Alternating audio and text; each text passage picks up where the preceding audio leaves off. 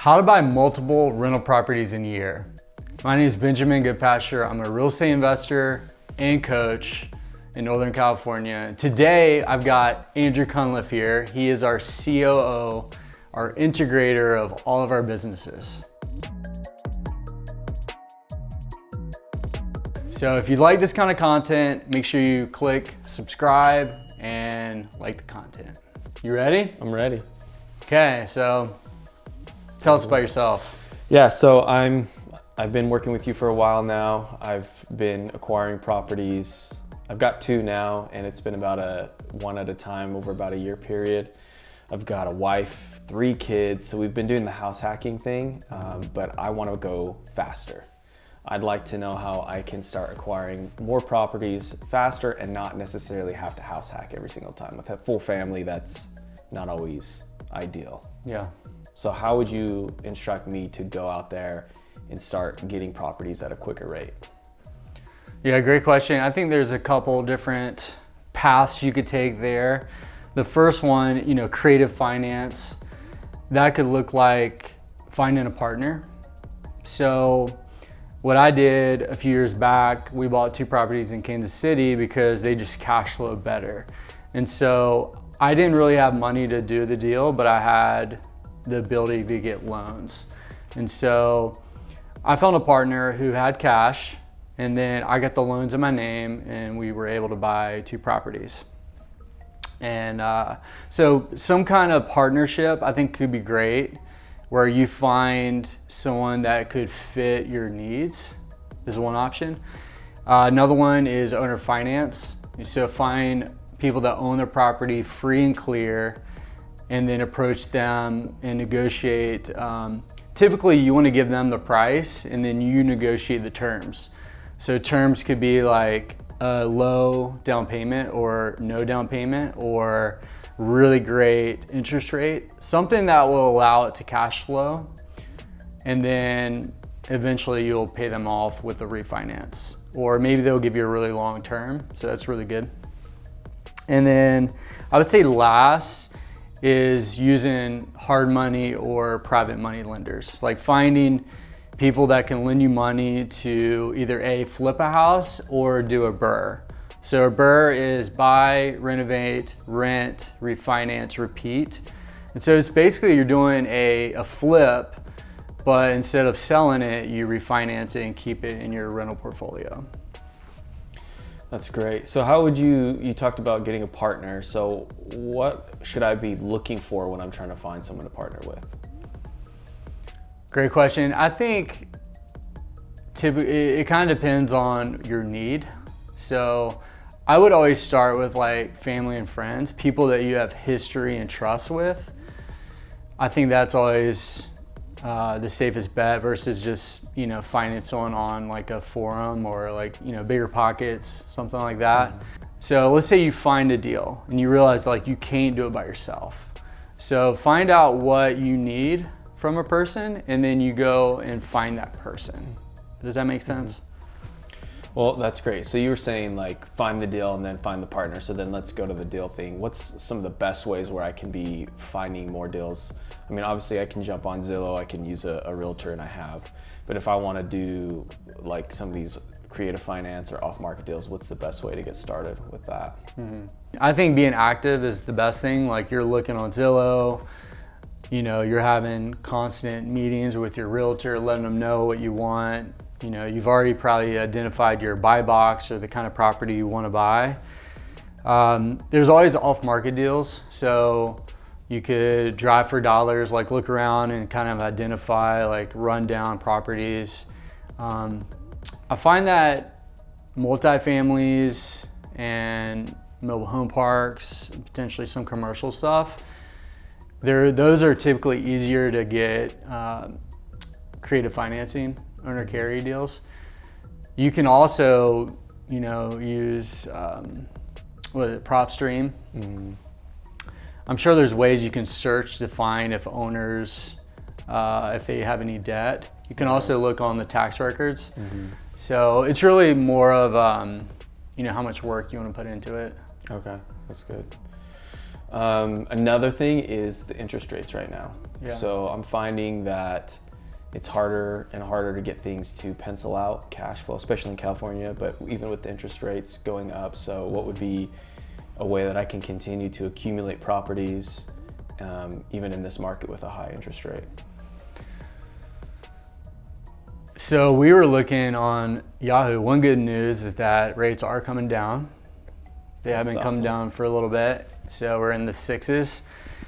And well, I mean, you could, one, buy stuff cash, no debt, then you don't have to worry about it. Well, there you you know, go. just pay cash. Yeah, I'll do that. Thank you. Yeah, you're welcome.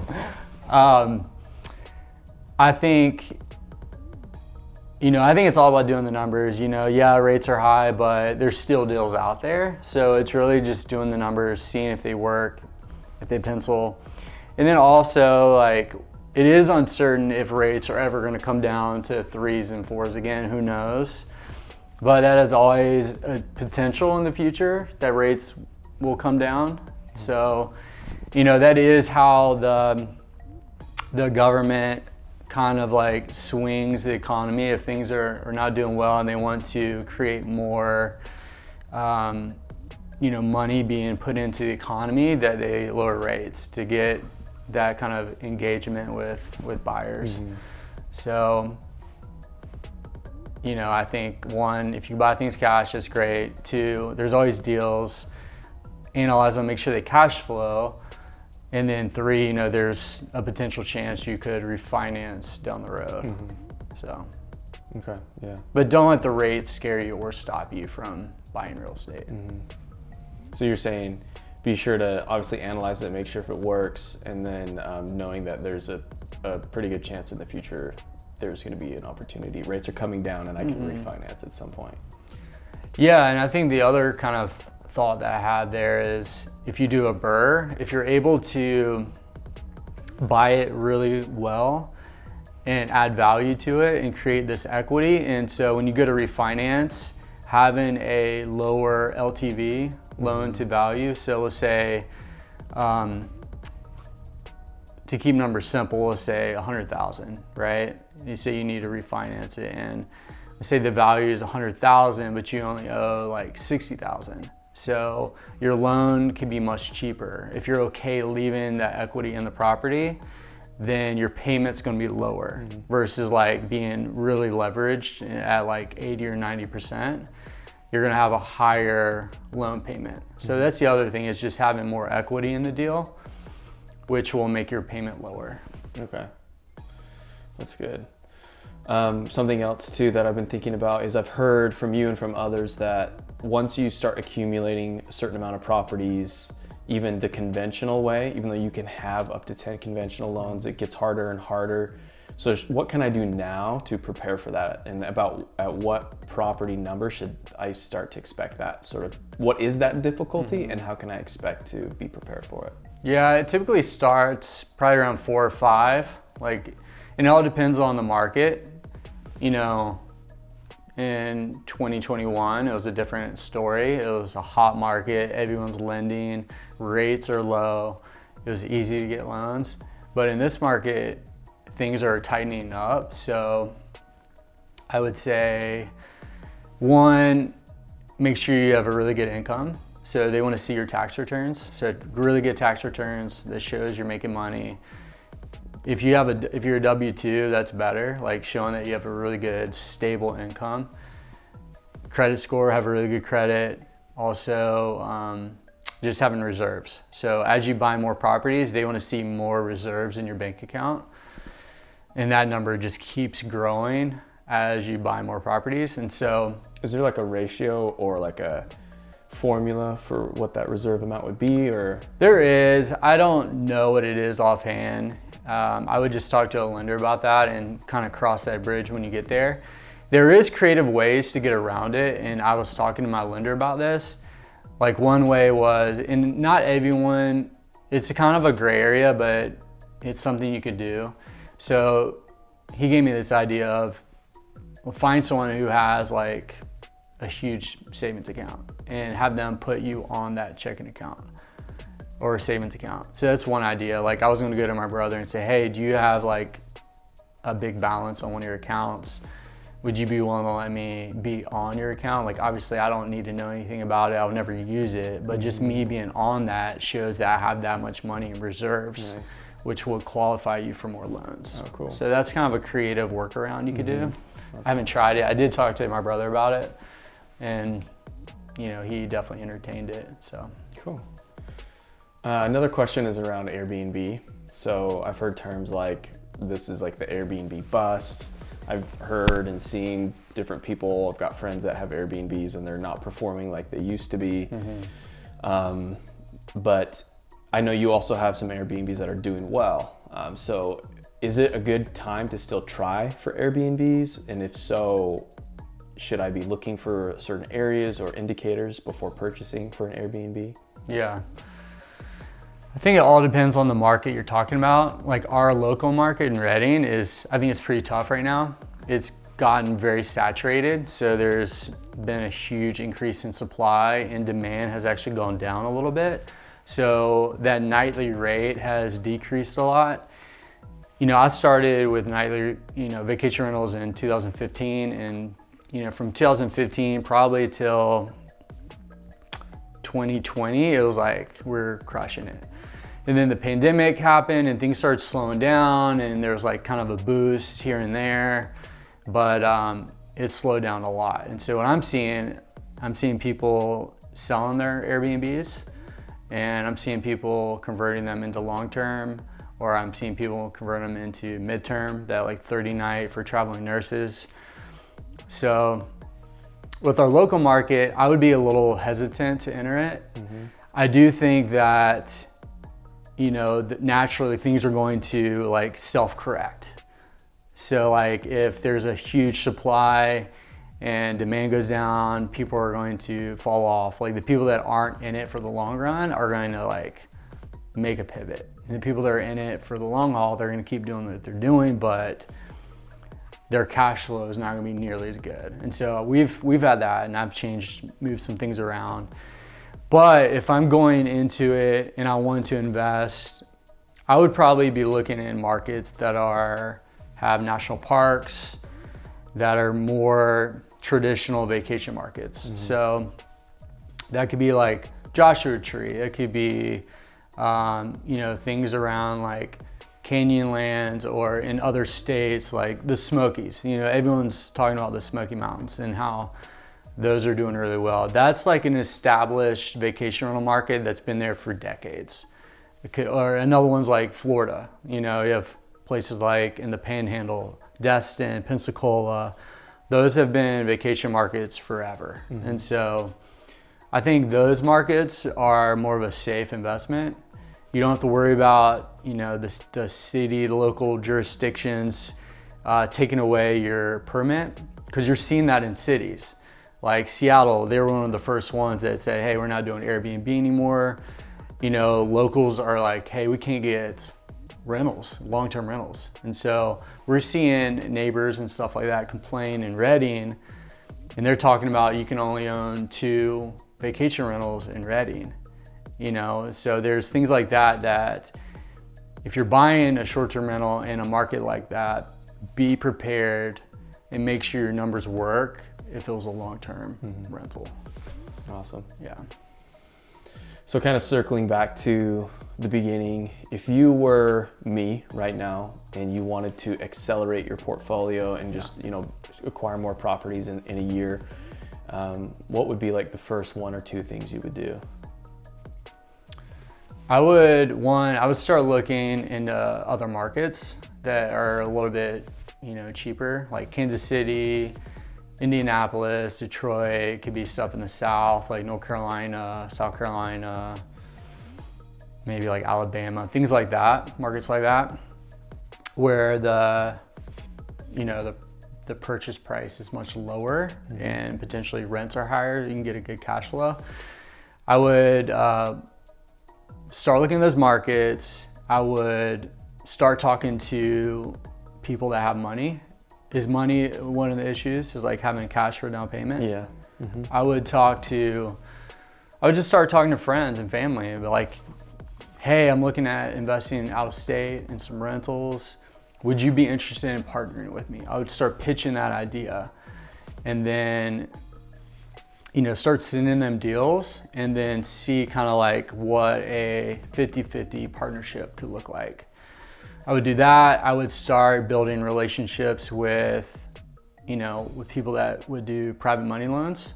Start finding people that have cash in the bank, or potentially like investments or properties that they can do line of credits on, and start talking to them about doing, you know, potentially BRRRRs. And then the last thing I would do is, you know, talk to realtors either out of state or, you know, local realtors, and just say like, hey, I'm looking for properties that I could own or finance the property, and start looking for those buyers. So I think all of that is kind of like the stuff that you can do with like not a whole lot of work. I think if you want to go deeper, you could start doing the whole like almost like wholesaling, like look for off-market deals. But you know, we've done that. It's like pretty involved, and so if you want to go that deep with it, I would do that last. Cool. Yeah. My last question would be, you'd mentioned you start approaching family and friends for private money. My mind goes to what would be some examples of what a deal would look like, or maybe even just like a split, like you'll get this, I'll get that. I don't know if that's something that you'd have to really sit down and think about, or what would be a really good offer to make to like my parents or a family member, if it was like, hey, you're gonna bring the down payment and, you know, we'll do the rest or whatnot. Like what would be a fair or enticing offer? Yeah, I mean, I think one of the most basic ways to split it that could be great, a win-win, is, you know, kind of look at it like a syndication, where you are the general partner, you're the one managing the deal, and they're the one that's like the limited partnership, which means they're the ones that they're the money source. And so like your job is to find a great deal and put it all together. You're doing all the work, and that gets you half of the deal. And then the person bringing the money, them bringing the money to the table, gets them the other half of the deal. So that's how I would look at it. And, you know, if they're able to bring the money and get the loan, that's even better. So it's all like hustle, sweat equity, and like your knowledge, you're leveraging that. And so that's the easiest way. The other way is, you know, either you put the loan in your name, or you put it in both your names, or you put your name, they co-sign it, or you bring some money and then they bring some money. But if it was me and telling all the people, like giving people advice on that, I would just say like, try to be the hustle. Like be that hustle, bring a great deal, figure it out to where they are just completely passive. And then does that only work on like a flip, like 50% we're splitting the profit, or can you do that for a buy and hold as well? Yeah, you can do it for buy and hold. I think it's, you know, fully works, you know. It all depends on where they're at in their life and their investing, but I think you could easily do it on buy and hold. I pitched one idea like that to my brother recently, where I said I would find the deal, I would manage it even. It was gonna be an Airbnb. I'll manage it for 2.5, 3 years. And my management fee would go towards like my buy-in. And so we're each gonna have like a $60,000 buy-in, right? And so they were bringing, my two other partners were bringing $60,000 each to the deal as a down payment. My $60,000 would come out of my management fee. That would take me about 2.5, 3 years to earn. And then after that 2.5, 3 years, either A, I can start getting paid for being a property manager of it, or B, we can hand it off to someone else. So that was a way, it's kind of like a sweat equity deal. That's good. So it's just like, just be creative, come up with different solutions. Yeah, I think being creative, I think I think the goal is like learn before you earn.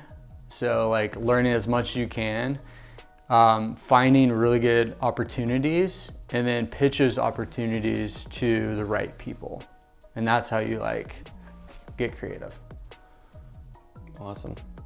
So the challenge I think for a lot of people is like, I don't have time to do it.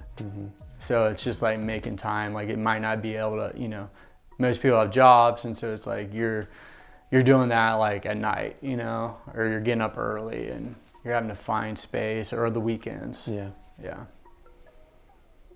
That made me think of something else, something you said earlier, just about hard money. That seems like a pretty good tool to be using. So how do we even go about finding somebody how do I find hard money? And like, what do I need to be prepared with when I do? I think just networking with people, like if you're able to like, one, start with family and friends, and try to identify people that in your network that have been successful, that could have money. And it's not only that they have money, it's like they have access to money. So that's a thing. And then, Chamber of Commerce, like local business groups, meetup groups, real estate meetups. I mean, you can, talk to like your realtors, lenders, people on your team, and just ask them like, hey, do you know anyone that are looking to invest in these kind of deals? Because, institutional money right now is really tough. Like institutional hard money lenders are really conservative. And so they want to see skin in the game. So that means you have to bring money, and it's just going to be much more difficult to like make it work because you need to bring more money. So like I said, start with friends and family, and then start networking in your community. Cool. And then if you want to go bigger, then that would be like joining a mastermind or something like that. Awesome. Well, thank you so much for answering these questions. Yeah. I feel super prepared. So how many properties are you going to buy this year? That's a great question. I need to set a goal on that. I'm super analytical, so I hate just throwing out a number, but I think I love it. I'm gonna buy 5. 5? Yeah. Like 5? 5 units at least. 5 units? Yeah. Is that not enough? Should I 10x that now? 50? 50 units. Wow. Okay. Why 5? I don't know, because I'm thinking like learning all this stuff, and then I guess I'm thinking single family homes too. I haven't really thought like multifamily. I have heard that just with the way the multifamily space is working, where people's loans are going to start coming due. So I guess there could be a ton of opportunity there. Just picking up somebody whose new interest rate isn't going to make sense, and I could easily get something in the multifamily space. Potentially. I think that might be like years down the road. Okay. But I think one thing that's more now is more like distress situations, like probates. Like there's a whole generation of people that are, retiring, and they don't want to deal with properties, or people that maybe they've been a mom and pop shop and they've been managing themselves, and they're just, there's deferred maintenance. They haven't been taking care of the property. If you can find those people that maybe don't want to deal with the headache of that, either A, you can do a burr on it, or B, maybe they'll carry the node and be like, oh, cool, I don't mind like carrying it for a short time, or maybe they'll carry it for a while because they're just like, hey, I'm just going to gift this to my children. Okay. So, and are we talking, did you say single family, or is that multifamily, or both? I would go for multifamily. Okay. Yeah, I would look for those. Just the economy of scale is so much better, and it's less risky, when you're buying, if you're trying to buy 5 single family homes, or if you have a tenant move out of the house, like, how are you going to pay your bills? Right. But if you have a 10 unit and one person moves out, you have 9 other tenants that cover the bills. Even if you have 2 or 3 move out, like most likely you have enough cash flow to cover your basis. Yeah. So it's something to think about. Like, I think the bigger you get, honestly, in some ways I think it's less risky because of just having more income coming in. Yeah, that's good. That's challenging. I like that. So I'd say like, I would encourage you to, I would say 20 units. Like try to find like, 1 to 3 properties that cover 20 units. Okay. And then you're stepping into more commercial loans too, and I think those are easier to get. Okay, cool. All right, I'll tell the wife we're going for 20. Okay, let's go. We got it on film, so. It's gotta happen. It's out there in the world. Accountability. Yep. So anyways, hey, thanks for asking great questions. I think there's a lot of people that are in your shoes as far as, hey, we own a property, one property, maybe we have one rental, and they're like, hey, how do we go to that next level? And I really do think it's like about creative finance. It's about doing a little hustle, like trying to think of ways to add value and to bring other people in, and not being shy to ask people to partner, ask people for investment. Like, hey, you're not asking for a handout here. This isn't a handout. This is an opportunity that you want to create for yourself and for other people. And so just be confident. Be confident that, one, you're a good investment. Like, start off with, like, you got to see yourself as an investment. And then two, like, what you're finding and putting together is a good investment. And if you show that confidence to someone, they're going to want to invest with you. And then it's like, from there on, it's just all about building trust with that one person and stewarding that relationship, because if you do that, then more opportunities to invest will come down the road. So anyways, guys, if you like this kind of content, real estate investing, entrepreneurship, business, please like and subscribe. We want to keep making content, and we'll see you at the next one.